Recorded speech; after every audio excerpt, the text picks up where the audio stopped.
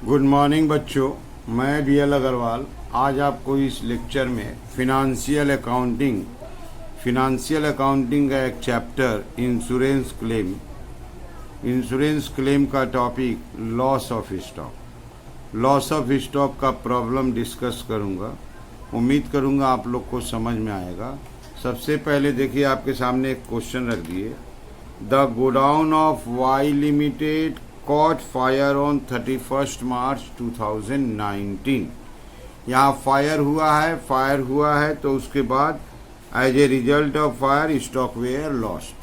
लेकिन ऐसा होता है कि स्टॉक 100% लॉस्ट नहीं होता, कुछ बच जाता है। Salvage goods worth ₹82,720 could however be saved. This is the salvage या स्टॉक सेव्ड कहेंगे। तो जब 31 मार्च को फायर हुआ तो 31 मार्च से हो गया 3 मंथ, जनवरी फरवरी मार्च, तो 3 महीना का यहाँ डिटेल्स देखिए। Stock opening, purchase, carriage, sale, commission on purchase. यहाँ देखिए रेट ऑफ ग्रॉस प्रॉफिट दिया हुआ है 33 1/3%। पॉलिसी था 3,20,000 का एवरेज क्लॉज के साथ। हमको सबसे पहले ये पता लगाना होगा कि जिस दिन फायर हुआ दैट इज 31 मार्च 19 को हमारे पास कितने का स्टॉक था, और उसमें से साल्वेज माइनस कर देंगे तो लॉस ऑफ स्टॉक आ जाएगा। देखिए यहाँ पूछा है total loss of stock.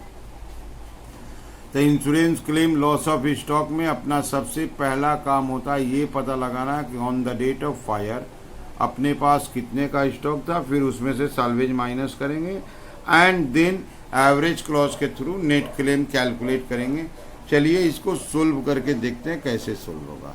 Okay, ये रख दिया आपके सामने फॉर्मेट। वाई लिमिटेड के लिए सवाल बनाना है। Stock on date of fire को डिटरमाइन करने के लिए मेमोरेंडम ट्रेडिंग अकाउंट बनाते हैं on the date of fire 31 March 19। नाम भले मेमोरेंडम ट्रेडिंग है लेकिन है ये trading account, that is during the year बनाते हैं, इसलिए मेमोरेंडम ट्रेडिंग नाम देते हैं। ट्रेडिंग में सबसे पहले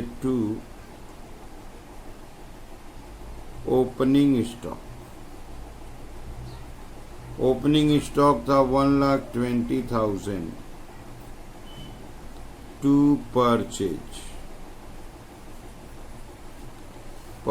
था 5,20,000। To carriage on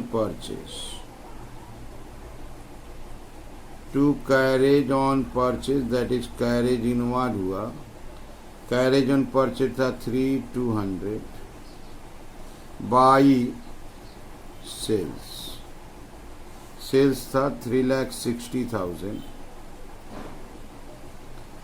to commission on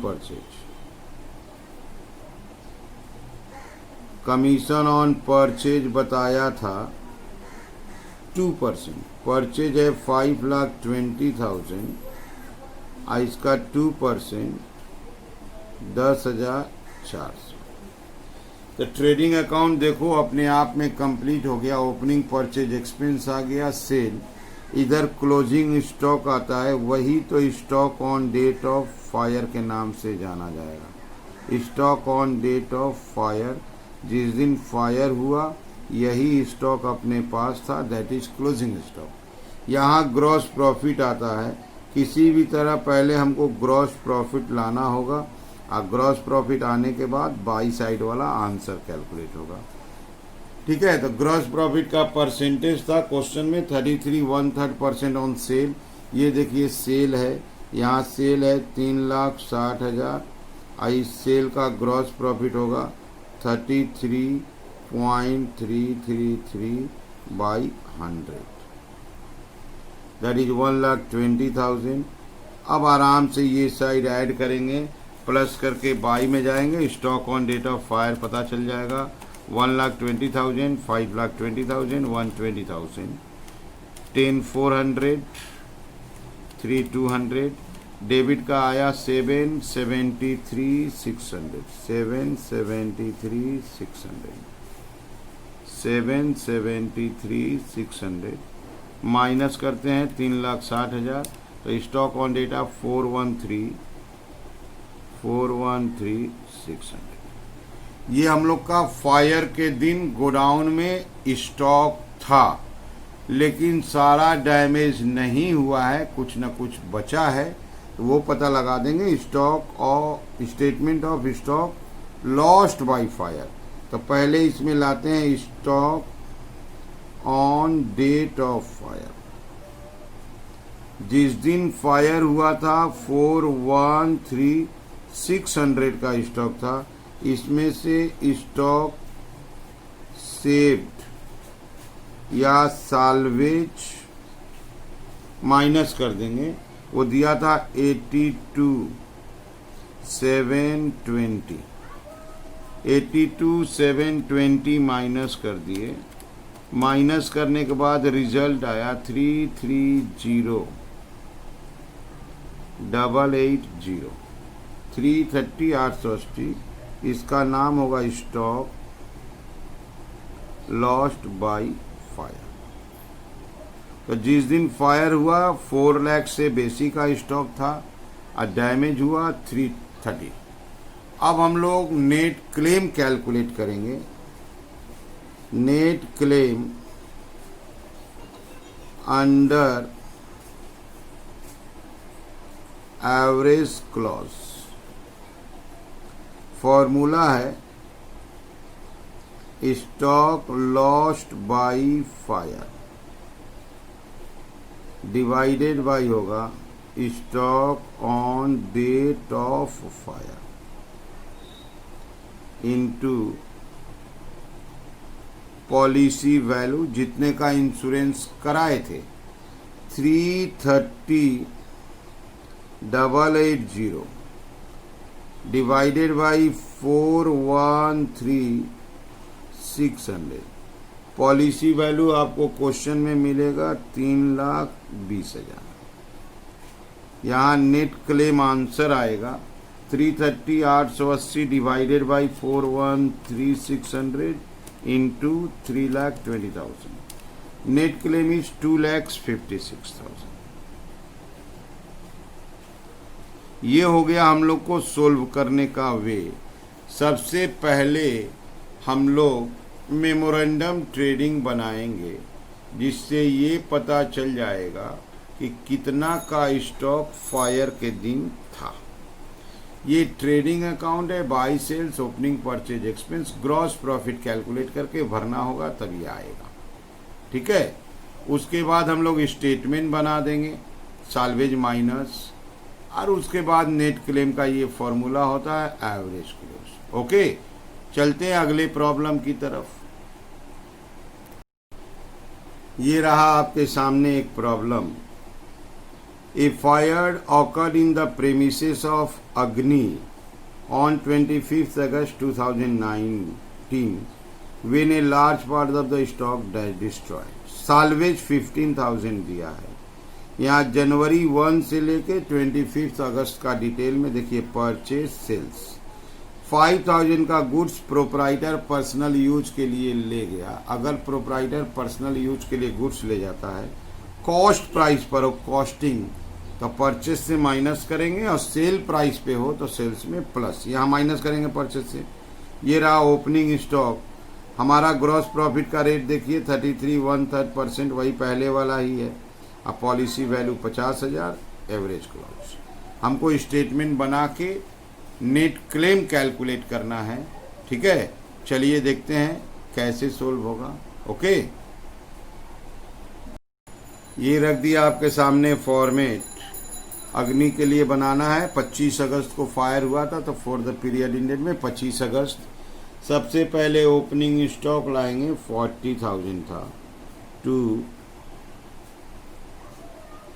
opening stock 40,000 to purchase का अमाउंट 85,000 इनर में रखते हैं।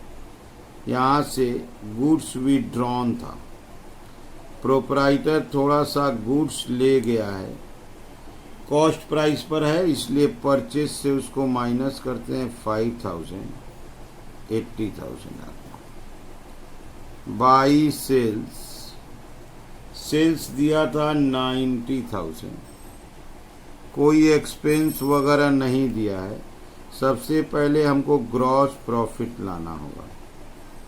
90,000 का जो सेल है इसके ऊपर परसेंटेज है 33.333 बाई 100। यहाँ से ग्रॉस प्रॉफिट 30,000 आएगा। अब हम डेबिट साइड प्लस करेंगे, ये होगा 1,50,000। इधर लाएंगे 1,50,000, यहाँ 60,000 आंसर आया।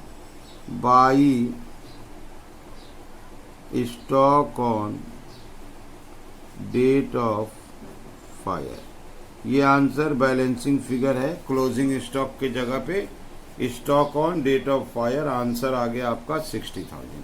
जिस दिन फायर हुआ था उस दिन 60,000 का स्टॉक था, लेकिन उसमें से 15 का साल्वेज दिया है, तो स्टॉक लॉस्ट निकाल देते हैं। Stock on date of fire, जिस दिन फायर हुआ 60,000 का स्टॉक था, इसमें से साल्वेज वैल्यू माइनस कर देंगे। साल्वेज वैल्यू 15,000 दिया हुआ है, रिजल्ट 45 आ जाएगा। इसको बोलेंगे stock lost by fire. This is stock lost by fire. अब हम लोग नेट क्लेम कैलकुलेट करेंगे। Net claim under average clause, formula है stock lost by fire divided by होता है stock on date of fire, into में आएगा policy value. अगर आप देखो तो स्टॉक लॉस्ट बाई फायर 45 था, stock on date of fire 60,000 है, पॉलिसी वैल्यू क्वेश्चन में मिलेगा 50,000, आंसर आ जाएगा 37,500। एक बार कैलकुलेट कर लेते हैं। 45 डिवाइडेड बाई 60 इंटू 50, 37,500, ये हो गया आंसर। ठीक है, तो आप पहले फिर से देख लो, एक बार मेमोरेंडम ट्रेडिंग बनाएंगे। ये यूजुअल ट्रेडिंग अकाउंट है, क्लोजिंग स्टॉक की जगह stock on date of fire आएगा, उसमें से साल्वेज माइनस करेंगे, स्टॉक लॉस्ट बाई फायर आएगा, एवरेज क्लोज का फॉर्मूला अप्लाई करेंगे, नेट क्लेम आ जाएगा। ठीक है, उम्मीद करते हैं आप लोग को समझ में आ रहा होगा। Okay, thank you, bye.